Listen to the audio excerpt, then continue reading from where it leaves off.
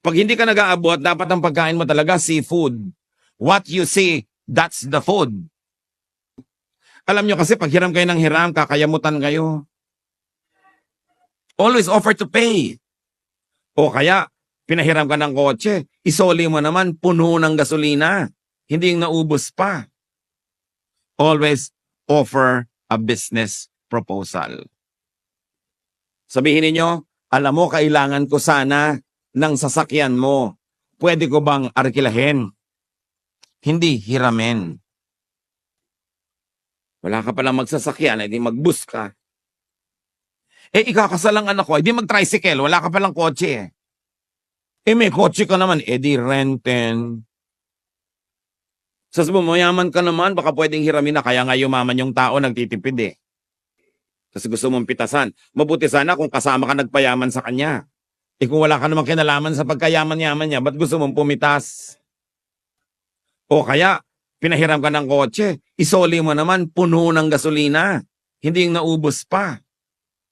Yung driver niya, bayaran mo.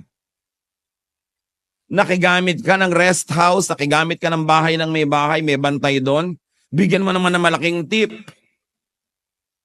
Kung hindi ka man pinagbayad ng rent, bayaran mo yung kuryenteng nagamit nyo. Kasi actually nun, hindi ka naman nagbayad nun. Hindi lang siya nag-abono para sa'yo. Ang tanong, bakit ka naman magbabakasyon at mag-aabono ang kapwa mo para ka magbakasyon? Mabuti sana kung magpapa-opera ka, ikamamatay mo hindi mo operahan, baka pwede pang mag-abono kapwa. Pero gusto mong magpasaya sa buhay, pwede bang hiramin yung rest house yun sa Baguio? Bakit? Kasi pinsan kita. Kasi kamag-anak kita. Kasi. Bakit? Binigyan mo ba ako ng pera noon, papagawa? Ba't ngayon gusto mong gumamit ng libre? Mayaman ka naman. Kaya nga ako yung mayaman, kuripot ako eh. Gusto mo akong paghirapin dahil mayaman ako. So pagka ganun, offer to pay. And when people don't like you to pay, at least offer. Sige, yung mga kuryente man lang, yung magbibigay man lang ako para yung floor wax mapalitan, yung gagastusin naming tubig, yung lalaban ng mga kortina at bedsheet, malaban naman, hindi na kayo mag-abono. Alam nyo kasi pag hiram kayo ng hiram, kakayamutan kayo. Always offer to pay. Ang hindi lang nagbabayad, yung sobrang bata, sobrang tanda, o sobrang may sakit. Lahat nagbabayad na. So, matalino si Solomon, hindi nang hingi. Take note mga manghihingi Pag lagi kang ganyan, pagsasawaan ka. Dapat laging may tumira ka sa bahay ng may bahay. Nung umalis ka, nagregalo ka ng isang bagong complete bedsheet. Para naman yung niluma mong bedsheet mapalitan.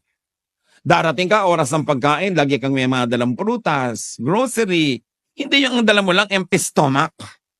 Walang matutuwa sa'yo kahit sarili mong nanay. Ang tanda-tanda mo na laging empty stomach, hindi ka nag-aabot. Magbabakasyon ka sa mga magulang mo sa probinsya. Kung ano-ano mga fresh seafood ang gusto mong makita, hindi ka naman nag-aabot. Pag hindi ka nag-aabot, dapat ang pagkain mo talaga seafood. What you see, that's the food. Hindi ang arte-arte mo pa.